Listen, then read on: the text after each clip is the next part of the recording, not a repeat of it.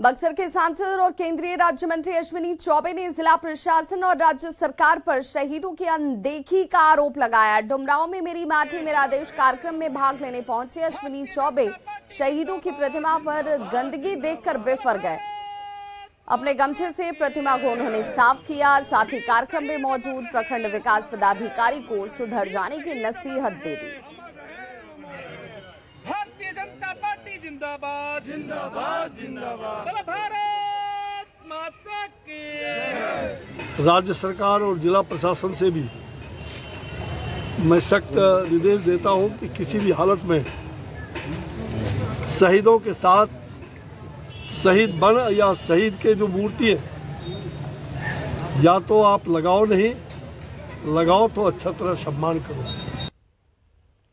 बिहार के पूर्व deputy CM Tarkishore Prasad ने INTIA गठबंधन को सनातन विरोधी बताया और कहा कि खास समाज को संतुष्ट करने के लिए INTIA गठबंधन के नेता इस तरह का बयान दे रहे हैं। तो INTIA के का जो दृष्टि है, जो करोड़ों फैले हुए सनातनियों के बारे में जो उनकी दृष्टि है, वो उनके बयान से परिलक्षित होता है।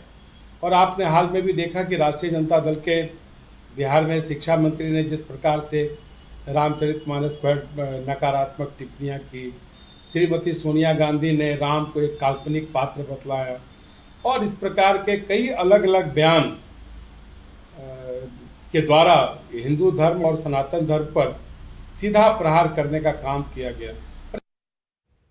खबर बगहा से, जहां किसान शुगर फ्री धान की खेती में बढ़ चढ़कर हिस्सा ले रहे हैं। बगहा अनुमंडल क्षेत्र के रामनगर प्रखंड के सोहसा पंचायत के हरपुर गांव के प्रगतिशील किसान विजय गिरी के खेतों में लगाए काला, लाल और हरा धान की फसल लहलहाने लगी है। अब कृषि वैज्ञानिक से लेकर अधिकारी तक खेतों में पहुंचकर किसान के जज्बे की सराहना कर रहे हैं।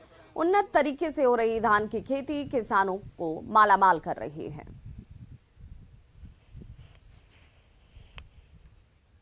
विजयगिरी के फील्ड पर हम लोग विजिट करने के लिए आए थे, क्योंकि ये प्योरली ऑर्गेनिक, पूर्ण तरह से जैविक धान की खेती करते हैं। उसमें 17 से 18 वैरायटी लगाते हैं और ये जो चावल लगाते हैं, पर्पल कलर हो या लाल और काला चावल, इसमें क्या है, ये सबसे बड़ी खासियत है कि शुगर फ्री है। पटना में हुए नीलेश मुखिया हत्याकांड को करीब 1 महीने से ज्यादा हो चुका है, लेकिन पुलिस के हाथ अब भी खाली हैं। बता दें कि नीलेश मुखिया का संबंध बीजेपी से था और अपराधियों का संबंध आरजेडी से बताया जा रहा है। अब बीजेपी के नेता सरकार पर अपराधियों को संरक्षण देने का आरोप लगा रहे हैं। तो नीलेश मुखिया की पत्नी का कहना है कि पुलिस को जिस तरीके से कार्रवाई करनी चाहिए थी वैसी कार्रवाई नहीं कर रही। हालांकि पुलिस का यह दावा है कि वो हर संभव कोशिश कर रही है। पॉलिटिकल माइलेज का सवाल नहीं है, सवाल यह है कि इंसाफ मिलना चाहिए। नीलेश मुखिया जिस प्रकार से समाज के रचने बसने वाले व्यक्ति रहे हैं और अभी भी मन में आप देखेंगे कितने लोग सड़कों पे हर प्रकार से रहने का काम करते हैं, आज पूरी तरह से इंसाफ चाहिए। उस इंसाफ को मांग के लिए हम लोग हर लड़ाई लड़ने को तैयार हैं। पुलिस प्रशासन का कमजोर रवैया, एक्शन ना लेना अपराधियों के खिलाफ, और जो सरकार की यहाँ कानून व्यवस्था है बिल्कुल ठप नजर आती है। ये मालूम चलता है कि मेरे पति को 31 जुलाई को गोलियां लगी, इस दौरान उनकी मृत्यु भी हो गई 23 अगस्त को, और अभी भी आरोपी फरार है। पप्पू राय, धप्पू राय, गोरख राय, यही तीनों आरोपी हैं जो नामजद हैं, जो अभी भी पुलिस के पकड़ से बाहर है। तो मैं यही पुलिस प्रशासन से कहना चाहती हूँ कि अपनी कानूनी व्यवस्था को टाइट कीजिए। और भागलपुर से बड़ी खबर, जहां इशाक चक बरहपुरा मोहल्ले में शनिवार को बदमाशों ने दूसरे गैंग के घर पर फायरिंग कर दी। अब उसका सीसीटीवी फुटेज सामने आ चुका है। ये तस्वीरें देखिए, वीडियो में साफ नजर आता है कि 2 मोटरसाइकिल सवार 4 अपराधी यहां आते हैं और फायरिंग करते हैं। गोलीबारी के बाद मोहल्ले में दहशत का माहौल है और पुलिस जांच की बात कह रही है। पटना सिटी से बड़ी खबर, जहां पर पीट पीट कर मां की हत्या कर दी गई। नशेड़ी बेटे पर मां की हत्या का आरोप लगा है। लोहे के रॉड से पीटकर मां की हत्या की गई है। खलासी टोला मोहल्ले की यह घटना और फिलहाल पुलिस मामले की जांच में जुट गई है। पुलिस ने आरोपी को गिरफ्तार कर लिया है। मृतक तारा देवी खलासी टोला मोहल्ले की रहने वाली थी और कहा जा रहा है कि तारा देवी का बड़ा बेटा विकास भट्ट नशे का आदी है और आए दिन नशे को लेकर अपनी मां से पैसों की मांग करता था। पैसा नहीं मिलने पर वो आए दिन अपनी मां के साथ मारपीट भी करता था। बीते दिन भी उसने लोहे के रॉड से हमला किया, जिससे उसकी मां की जान चली गई।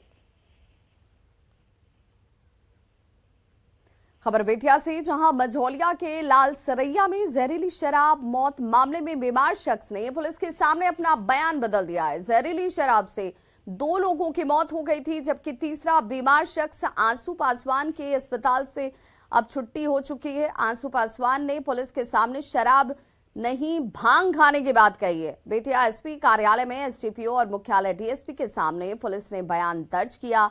एसडीपीओ महताब आलम का कहना है कि जिन 2 लोगों की मौत हुई उस मामले की जांच अभी जारी है। 2 लोगों की मौत से हताश परिजनों ने शराब पीने की बात कही थी, लेकिन उन्होंने अब कहा है कि भांग खाने से वो बीमार हुआ था। वहीं बीजेपी सांसद संजय जायसवाल ने बेतिया पुलिस पर दबाव बनाकर बयान बदलवाने का आरोप लगाया।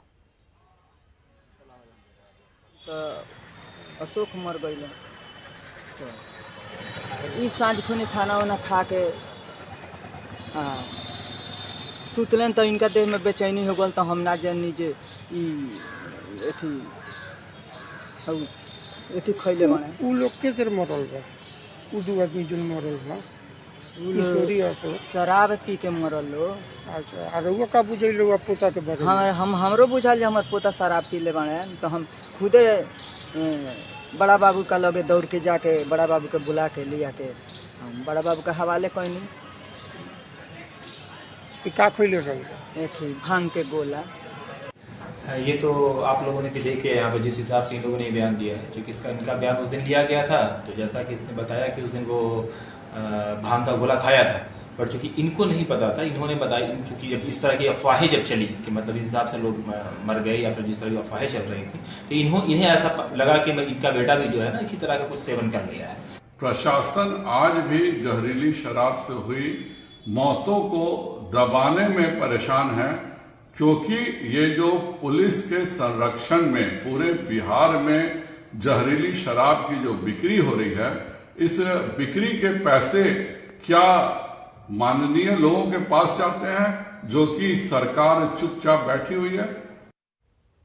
इधर डुमरी उपचुनाव के लिए मतदान की प्रक्रिया शुरू हो चुकी है। मतदाता कतारों में लगे हुए हैं और जेएमएम प्रत्याशी से राज्य के मंत्री बेबी देवी अलारगो स्थित मध्य विद्यालय के बूथ संख्या 347 में मतदान करेंगी। और ज्यादा जानकारी दे रहे हैं संवाददाता मृत्युंजय कुमार। चुनाव के लिए मतदान प्रक्रिया शुरू हो चुकी है। हम पहले आपको तस्वीर दिखाना चाहते हैं कि यह अलारगो मध्य विद्यालय है और यहाँ 3 बूथ है, 345, 346 और 347। हम तस्वीरों में दिखाना चाहते हैं कि किस प्रकार से जो है मतदाता लाइन में पूरी तरह से खड़े हैं और